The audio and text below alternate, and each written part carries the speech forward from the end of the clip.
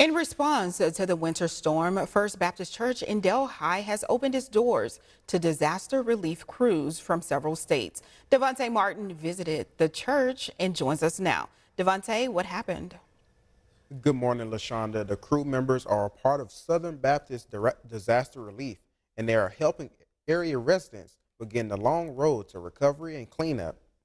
Church leaders say hosting the crews allows volunteers to stay close to neighborhoods they're helping. The areas they're assisting the most include Richland, West, and East Carroll parishes. Right now, 100 Arkansas workers are here and will be rotating crews from Texas and Mississippi. The group is one of the largest disaster response organizations in the nation.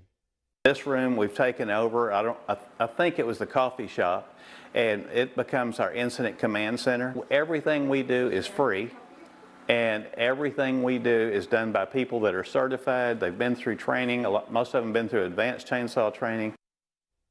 The group says around 400 NELA residents have requested assistance, and they'll be helping NELA residents through February 21st. If you need assistance, we'll have their request number on knoe.com. Back to you, LaShonda.